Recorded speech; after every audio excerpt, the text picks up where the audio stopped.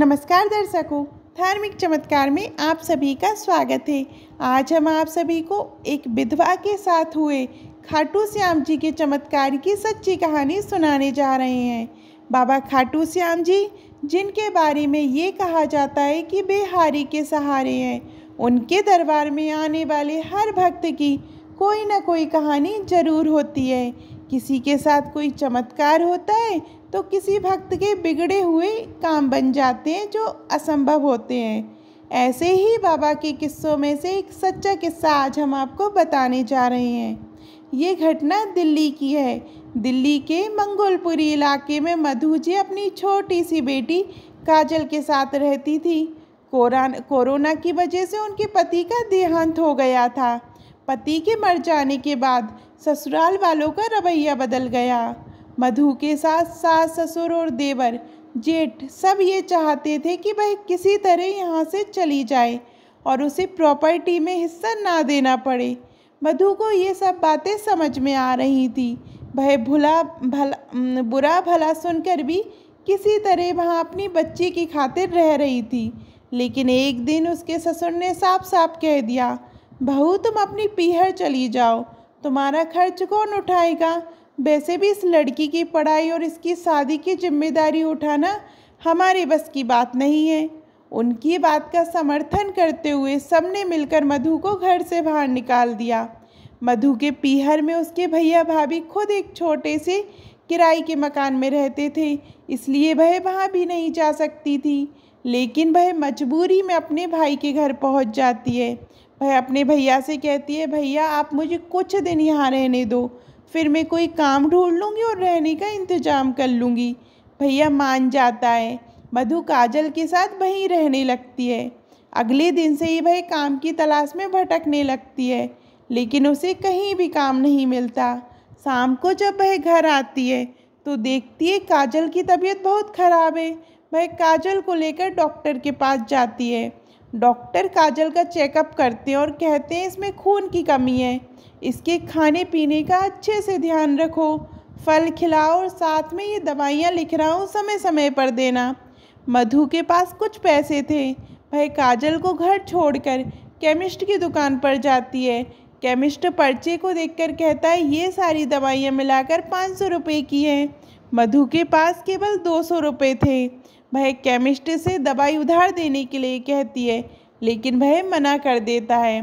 पर्चा वापस लेकर मधु घर की ओर चल देती है।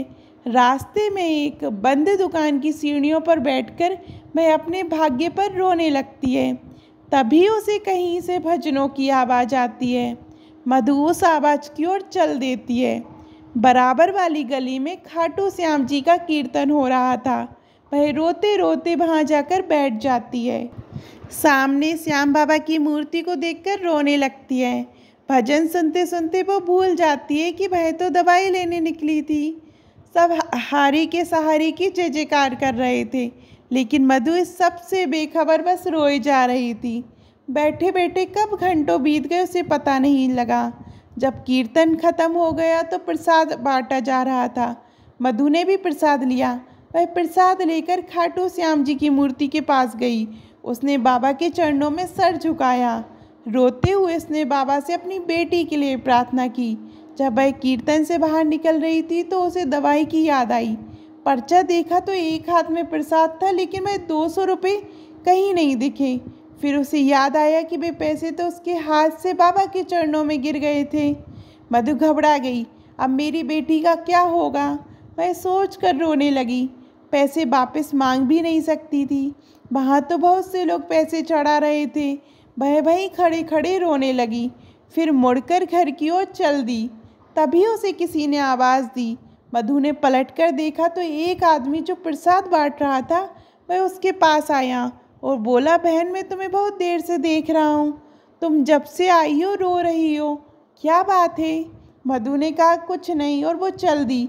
लेकिन उस आदमी ने कहा, बहन मैं तो समझ रहा था तुम बाबा के गुणगान सुनकर खुशी में रो रही हो, लेकिन लगता है बात कुछ और है। मुझे बताओ तुम कौन हो? ये कीर्तन मैंने ही करवाया है।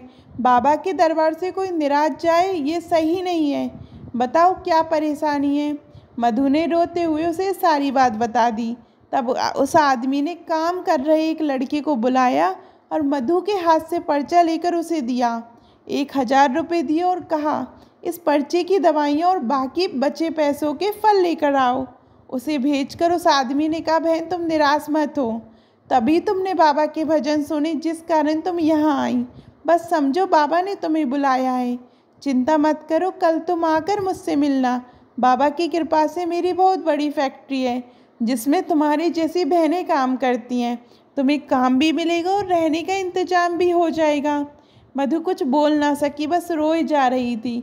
ये देखकर उस आदमी ने कहा, बस बहन, जितना कष्ट था वो तुमने सह लिया, अब सब बाबा पर छोड़ दो।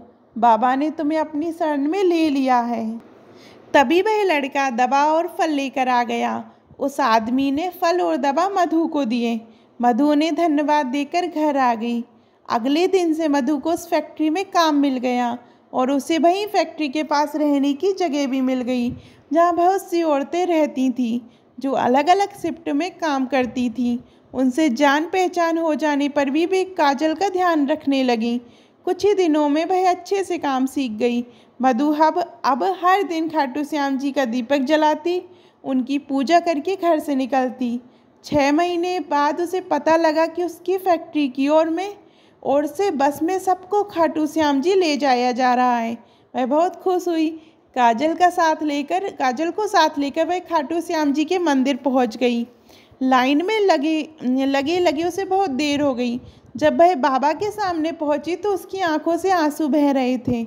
बाबा ने बिना मांगे उसकी सारी परेशानी हल कर दी थी। बाबा के दर्शन करके वह बाहर गई और उसका मन बहुत शांत था। अब उसने मन बनाया कि वह हर महीने खाटू श्याम जी जाया करेगी। फैक्ट्री में मेहनत करते करते उसकी तरक्की होती रही और वह सुपरवाइजर बन गई।